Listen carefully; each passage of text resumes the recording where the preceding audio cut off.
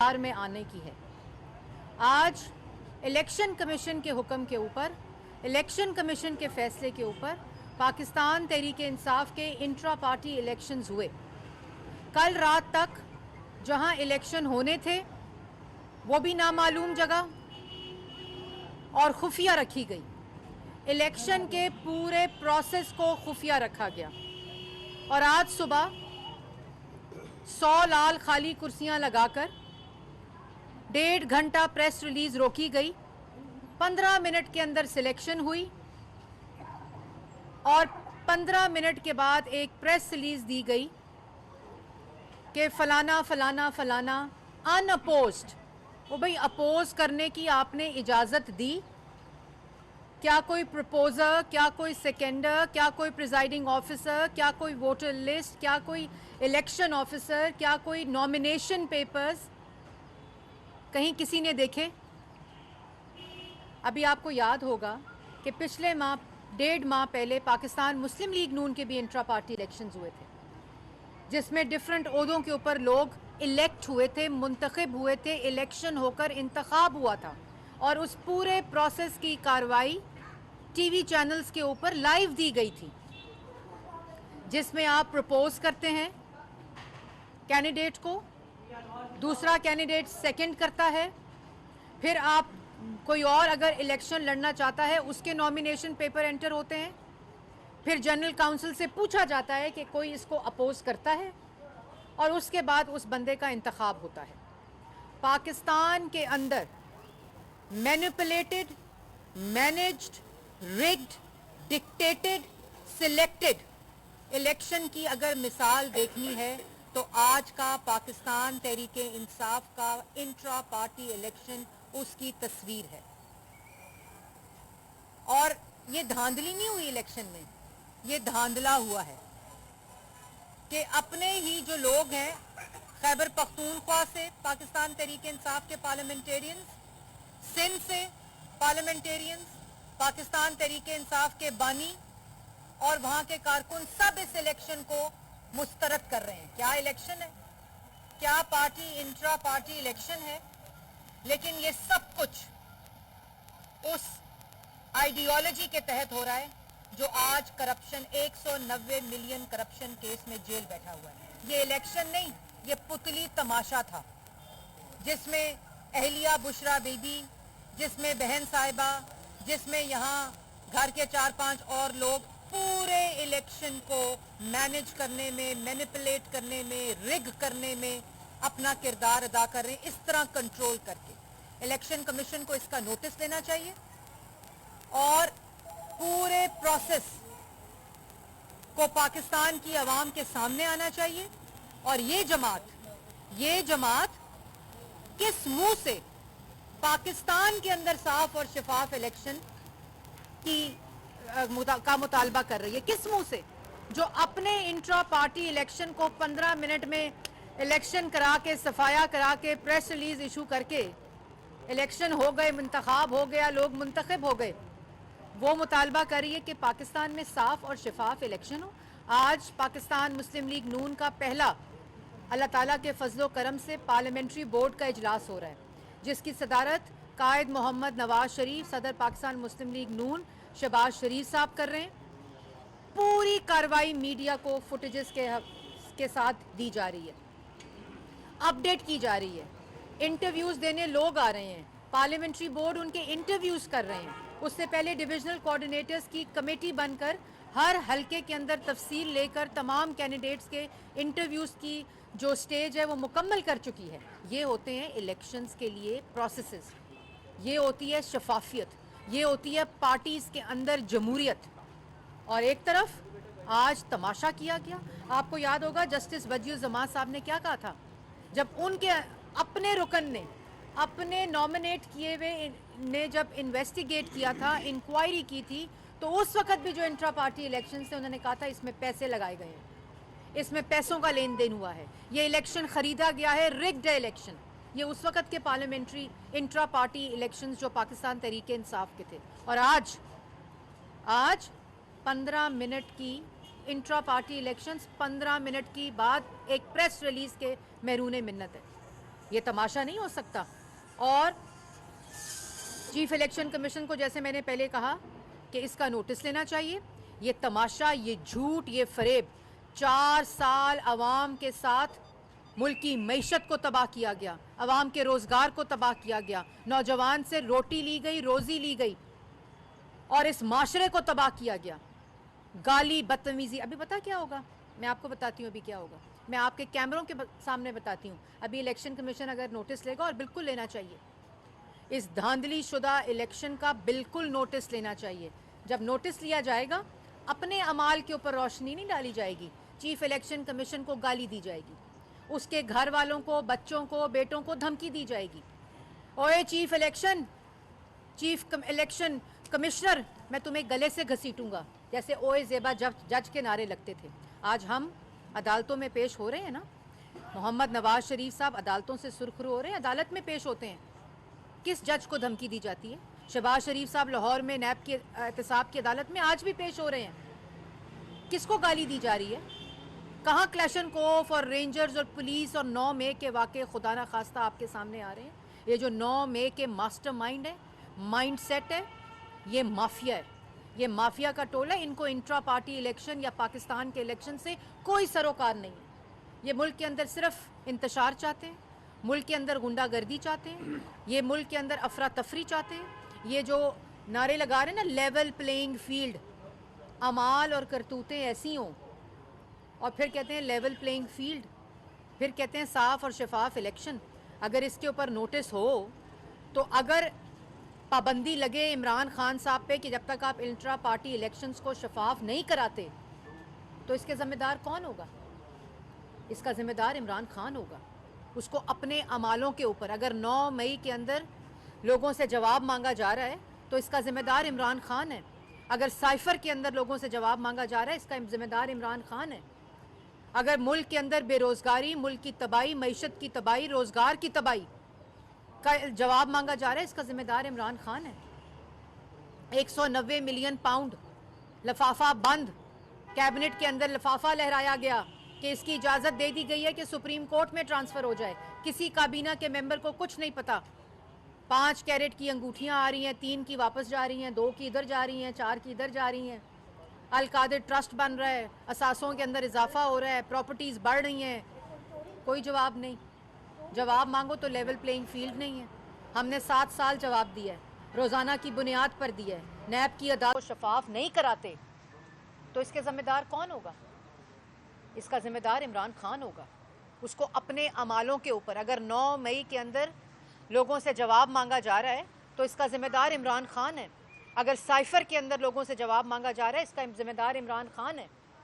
अगर मुल्क के अंदर बेरोज़गारी, मुल्क की तबाही, मईशत की तबाही, रोज़गार की तबाही का जवाब मांगा जा रहा है, इसका ज़िम्मेदार इमरान खान है।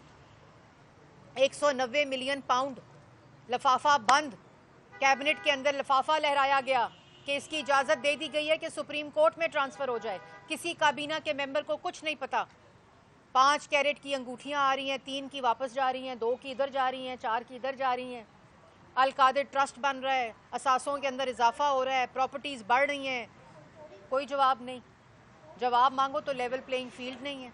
हमने 7 साल जवाब दिया है, रोज़ाना की बुनियाद पर दिया है, नैब की अदालतों में दिया है, बेटियों और बहनों के हाथ पकड़कर अदालतों के अंदर पेशियाँ देकर दिया है, 1-1 रुपये का हिसाब दिया है, और 1 रुपये की करप्शन साबित नहीं हुई।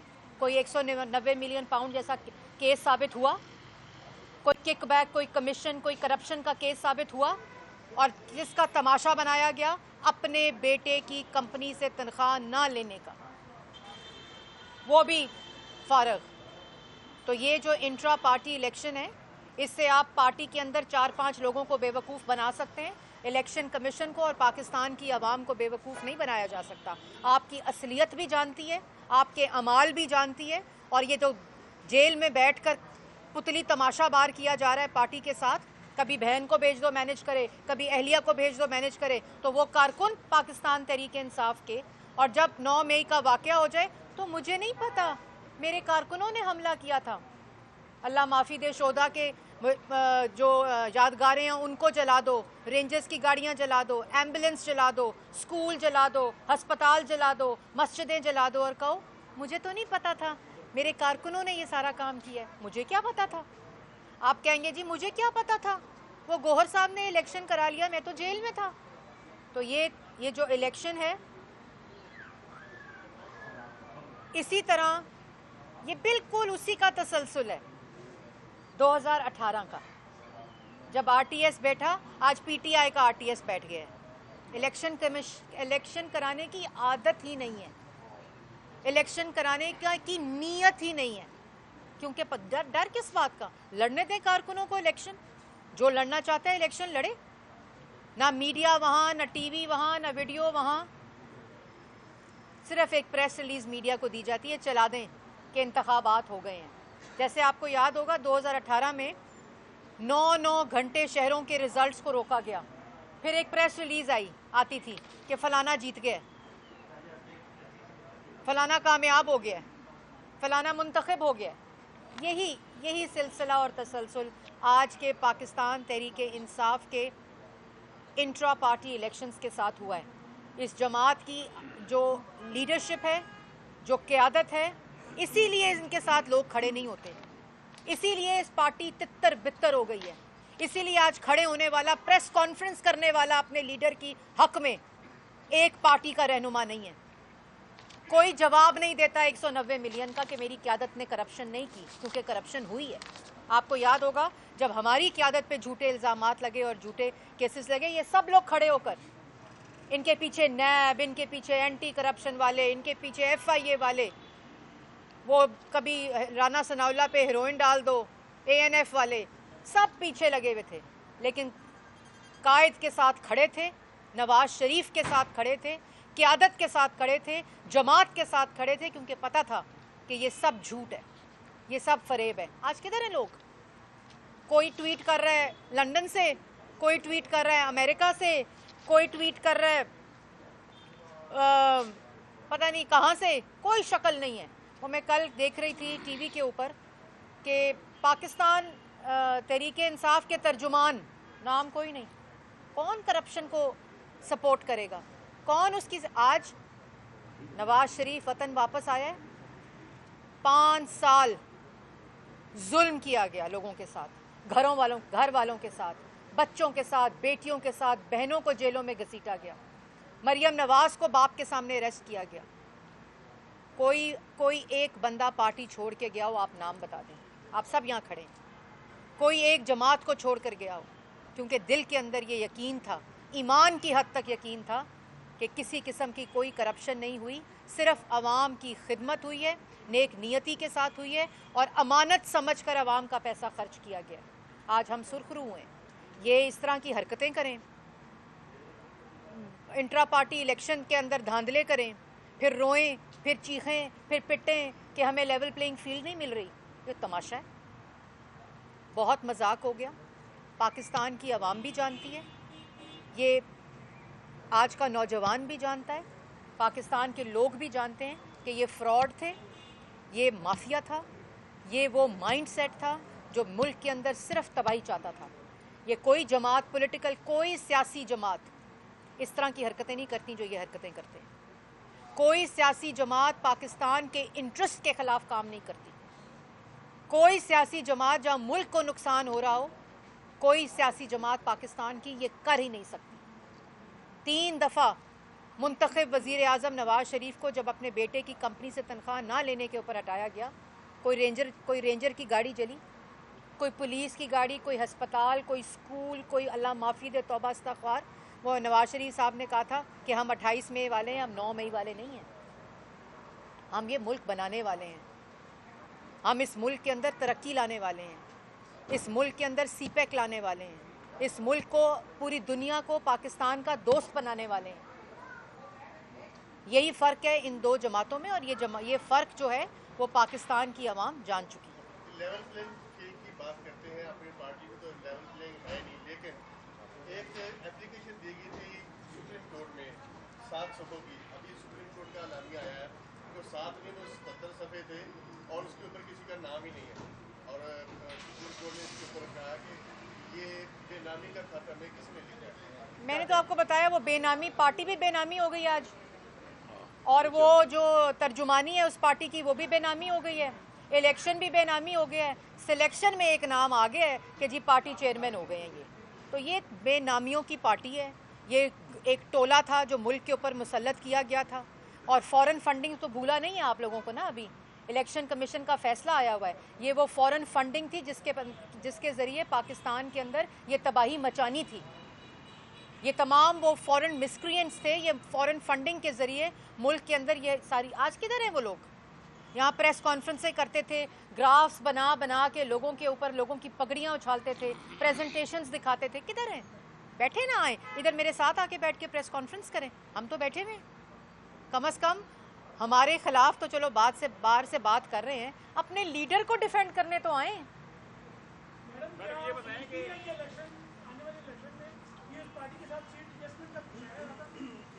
देखिए, तमाम जमातें, पाकिस्तान मुस्लिम लीग नून अल्लाह ताला के फजलो करम से वो पहली जमात है जिसने इलेक्शन प्रोसेस को स्टार्ट किया अपने मैनिफेस्टो की कमेटीज़ बनाकर। उसका काम ऑलमोस्ट मुकम्मल हो चुका है।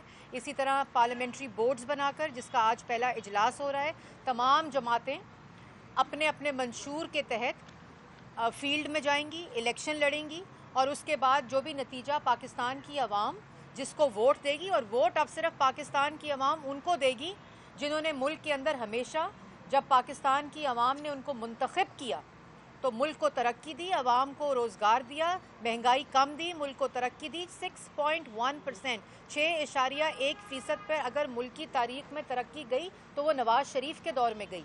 अगर मुल्क को रोज़गार मिला तो नवाज़ शरीफ के दौर में मिला। अगर सीपैक आया तो नवाज़ शरीफ के दौर में आया। मोटरवे बनी, ऑरेंज ट्रेन बनी और मेट्रोज़ बनी तो शहबाज शरीफ ने बनाई। 14,000 मेगावाट बिजली बनी तो नवाज़ शरीफ के दौर में बनी। दहशतगर्दी ख़त्म हुई तो नवाज शरीफ के दौर में ख़त्म हुई। 1 किलोमीटर सड़क नहीं बनाई जाती तो बातें करते हैं मुल्क को बचाने की।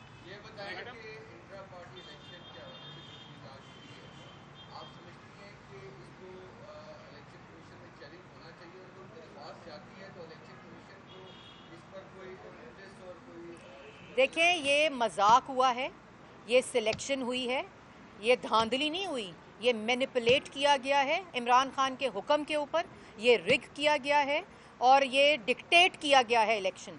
ये मजाक नहीं है और इलेक्शन कमीशन को मैं मुतालबा करती हूँ कि इसके ऊपर नोटिस लेना चाहिए। और अभी आप देखेंगे कि पीटीआई के अपने लोगों ने इस इलेक्शन को मुस्तरद कर दिया है। वो लोग खुद दरखास्तें लेकर इलेक्शन कमीशन जा रहे हैं। देखिए, ये इलेक्शन कमीशन का फैसला होगा जो भी वो फैसला। मुतालबा किया था कि इलेक्शन कमीशन जो गैर जानबदार मुबस्सिर लगाए ताकि हक़ाइक़ सामने आ सके। आप समझते कि मुबस्सिरीन लगाए जाते हैं तो हक़ाइक़ सामने आ सकते हैं। देखिए, दूसरा, मुस्लिम लीग नून इस इलेक्शन को चैलेंज भी कर सकती है किसी कोर्ट में जाने का। देखिए, इलेक्शन कमीशन ने अपने ज़ाब्ते के तहत हर पार्टी को, जैसे अभी हमारा जब इलेक्शन हुआ था इंट्रा पार्टी, तो इलेक्शन कमीशन ने हमें भी एक ज़ाब्ता दिया था, एक SOP दिया था जिसके तहत इंट्रा पार्टी इलेक्शन कमीशन कराने का फ़ैसला करती है और उसके बाद उसकी पूरी जो कार्रवाई होती है वो इलेक्शन कमीशन में सबमिट की जाती है। जितने नॉमिनेशंस होती हैं, जितने सेकेंडर्स होते हैं, प्रपोजर्स होते हैं, जितना एक प्रोसेस होता है, वोटर लिस्ट होती है, इलेक्शन का प्रोसेस होता है, उसकी सबमिशन होती है। तो ये प्रेस रिलीज़ नहीं सबमिट कराई जाती। प्रेस रिलीज़ इलेक्शन के प्रोसेस को नहीं बताती। इलेक्शन के प्रोसेस को, इलेक्शन का प्रोसेस एक प्रॉपर डॉक्यूमेंटेशन होती है और उसके बाद उसके ऊपर अमल किया जाता है।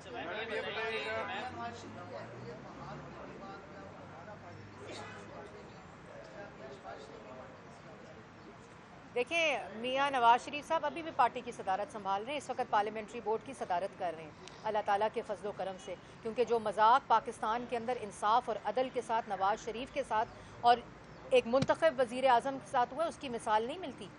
और अल्लाह ताला के फजलो करम से इलेक्शन 2024 में मियां मोहम्मद नवाज शरीफ पाकिस्तान मुस्लिम लीग नून के वज़ीर आज़म के कैंडिडेट होंगे। मैडम, ये बताइएगा,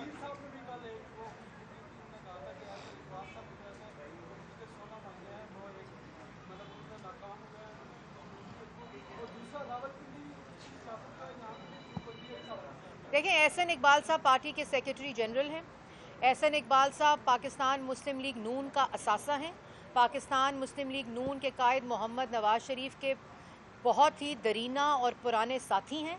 बहादुरी के साथ ज़ाती अपनी जान पर खेल के एहसन इकबाल को गोली लगी थी।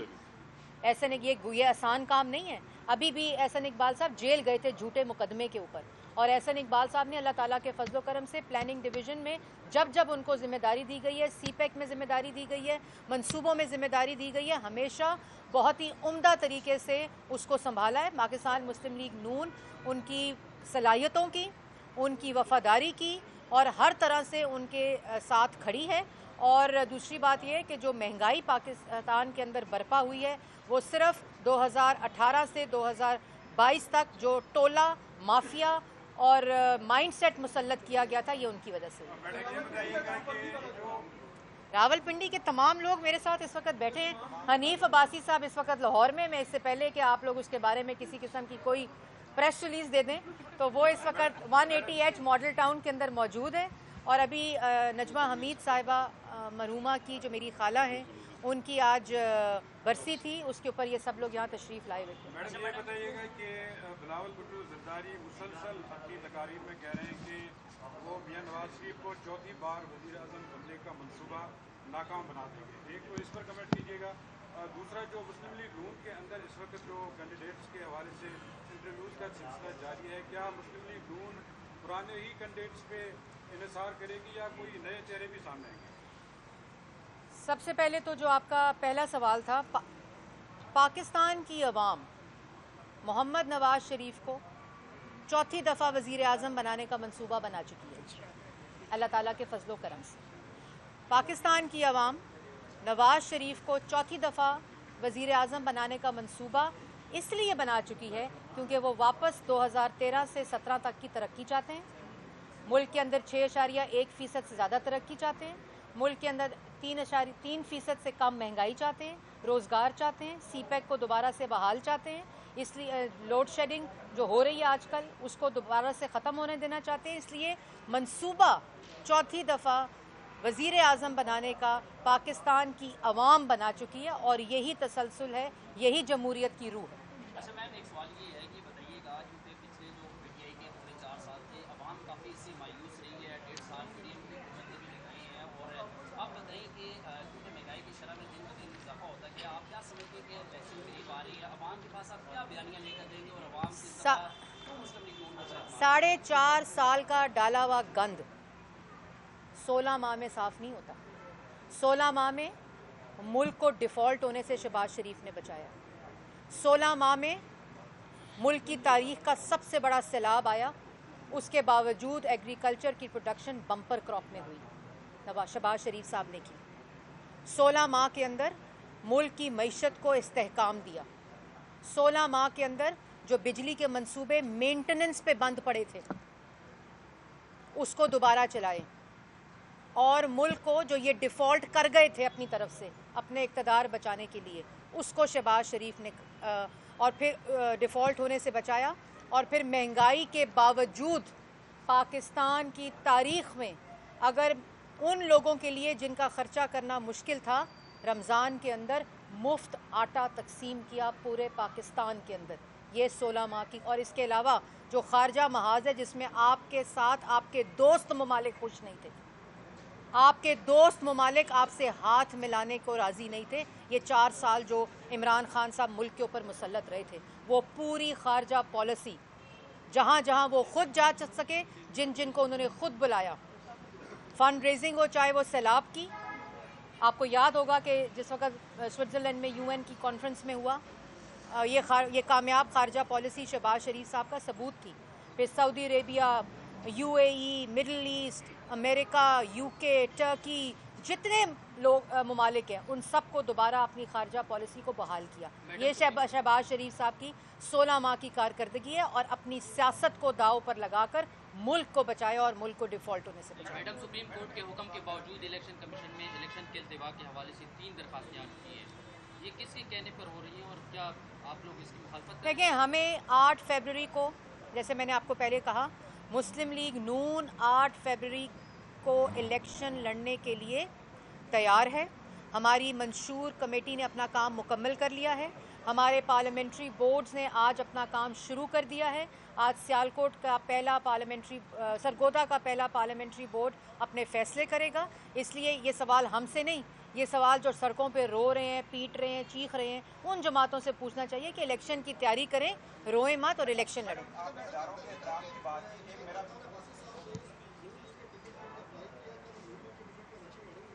देखिए, ये इलेक्शन सेल को पता होगा, मैं उसकी आज उसका पार्लियामेंट्री बोर्ड की मैं मेंबर हूँ। आज मैं बरसी की वजह से वहाँ अटेंड नहीं कर सकी, कल सुबह मैं अटेंड करूँगी।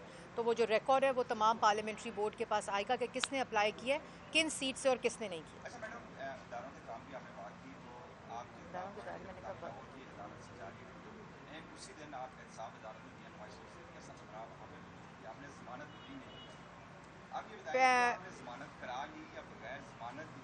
मैंने 4 पेशियाँ, थोड़ी सी मालूमात भाई आपकी मैं तस्दीक कर दूँ बहुत हम्बली। मैंने 4 पेशियाँ अटेंड की हैं। पहले तो ये क्या केस है, ये केस मैं आपको बताती हूँ क्या है।